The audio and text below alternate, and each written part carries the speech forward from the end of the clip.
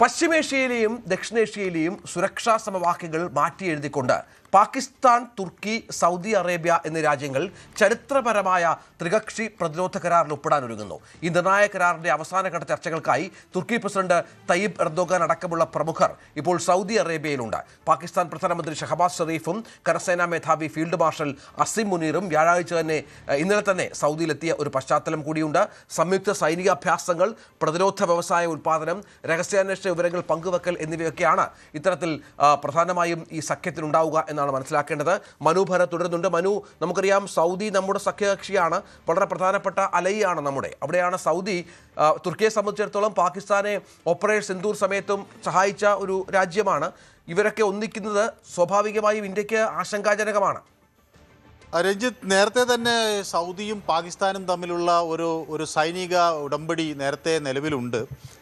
അപ്പോൾ ഒരു രാജ്യത്തെ ആക്രമിക്കുന്നത് മറ്റൊരു രാജ്യം ആക്രമിക്കുമ്പോൾ ആ ഘട്ടത്തിൽ ഇതിലേതെങ്കിലും ഒരു രാജ്യത്തെ ആക്രമിക്കുന്ന രാജ്യത്തെ ശത്രുക്കളായി ഇരു രാജ്യവും കാണുമെന്നൊക്കെയുള്ള ധാരണയുണ്ട്. ഇപ്പോൾ ഒരു മെക്ക ജോയിൻറ്റ് ഡിഫൻസ് എഗ്രിമെൻ്റാണ് 3 ത്രിരാഷ്ട്രങ്ങൾ സൈൻ ചെയ്തിരിക്കുന്നത്. അതനുസരിച്ച് ഈ സൗദി അറേബ്യ, തുർക്കിയെയും പാകിസ്ഥാനും ചേർന്ന് അവർ ഒരു സൈനിക ബ്ലോക്കായി നീങ്ങുന്നു എന്ന ഒരു സാഹചര്യമാണ് വരുന്നത്.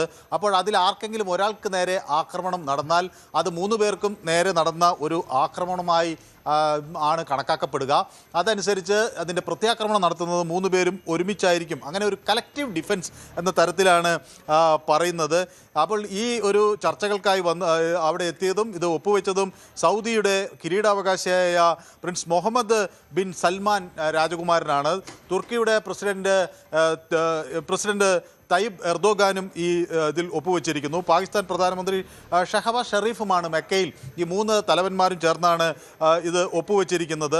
അപ്പോൾ 2025 ഒരു മ്യൂച്വൽ ഡിഫൻസ് അഗ്രിമെൻ്റ് സൗദിയും പാകിസ്ഥാനും തുർക്കിയും ചേർന്നൊരു ധാരണ ഉണ്ടാക്കിയിരുന്നു. അതിൻ്റെ കൂടുതൽ ഒരു വിപുലീകരിച്ച ഒരു കരാറിനാണ് ഇപ്പോൾ മെക്ക അഗ്രിമെൻ്റ് എന്ന തരത്തിൽ അവർ ഒപ്പുവെച്ചിരിക്കുന്നത്.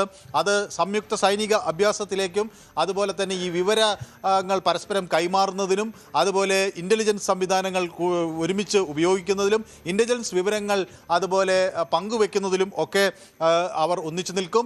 ഇനി ഒരു ഡിഫൻസ് പ്രൊഡക്ഷൻ, ഏതെങ്കിലും തരത്തിലുള്ള ആയുധ ഉൽപ്പാദനം അല്ലെങ്കിൽ സൈനിക ഉൽപ്പന്നങ്ങളുടെ നിർമ്മാണം, ഇതൊക്കെ സംയുക്തമായി ചെയ്യുക എന്നുള്ളതാണ് അവർ മുന്നോട്ട് വയ്ക്കുന്നത്. അത് പക്ഷേ ഈ മധ്യേഷ്യയിൽ ഒരു അശാന്തിക്കൊരു സാഹചര്യം ഉണ്ടാക്കും. രഞ്ജിത്ത് നേരത്തെ സൂചിപ്പിച്ച പോലെ ഇന്ത്യ ഉൾപ്പെടെയുള്ള രാജ്യങ്ങൾ ഗൗരവമായി വിഷയം കാണുന്നു. പക്ഷെ ഇന്ത്യ എടുക്കുന്ന ഒരു പൊതു നിലപാട് ഇവിടെ ഇത്തരം ഒരു സഖ്യം ഉണ്ടാകുന്നതിന് നമ്മൾ ഭയക്കുന്നില്ല. കാരണം ഇന്ത്യ ഒരു യുദ്ധം കാക്ഷിക്കുന്ന ഒരു രാജ്യമല്ല. നമ്മളുടെ നിലപാട് മുഴുവൻ വികസനത്തിൽ ഊന്നിയുള്ളതാണ്. അപ്പോൾ യുദ്ധം പരമാവധി ഒഴിവാക്കുക, ഏതെങ്കിലും തരത്തിലുള്ള ഒരു ആക്രമണം ഇന്ത്യക്ക് നേരെ ഉണ്ടായെങ്കിൽ അതിനെ പ്രതിരോധിക്കുക എന്നതിനപ്പുറത്തേക്ക് ഒരു സൈനിക ശക്തി എന്ന നിലയിൽ ആക്രമിക്കാനോ ഏതെങ്കിലും പ്രദേശങ്ങൾ കീഴ്പ്പെടുത്താനോ അല്ലെങ്കിൽ അധിനിവേശം നടത്താനോ നമ്മൾ ആഗ്രഹിക്കുന്നില്ല. ആ ഒരു നിലപാട് കൊണ്ട് തന്നെ ഇതിനെ അത്ര വലിയ കാര്യമാക്കി എടുക്കേണ്ടെങ്കിലും ഗൗരവമായി തന്നെ ഇത് പരിശോധിക്കണം എന്ന കാര്യത്തിൽ തർക്കമില്ല. കാരണം ഇന്ത്യക്ക് വെസ്റ്റേൺ ഫ്രണ്ടിയറിൽ, ഇന്ത്യയുടെ ഈ പശ്ചിമ അതിർത്തി പ്രദേശങ്ങളിൽ രാജ്യങ്ങളുടെ ഒരു കൂട്ടായ്മ, അത് ഇന്ത്യൻ വിരുദ്ധ താല്പര്യങ്ങൾക്ക് കരുത്ത് നൽകുന്ന ഒരു കൂട്ടായ്മ ഉണ്ടാകുന്നു എന്നത് ഒരു നിരീക്ഷണത്തിന് വിധേയമാക്കേണ്ട ഒരു വിഷയം തന്നെയാണ്. തീർച്ചയായും അതാണ് സാഹചര്യം. കൂടുതൽ വാർത്തകൾക്ക് news 18 Keralam YouTube channel subscribe ചെയ്യുക.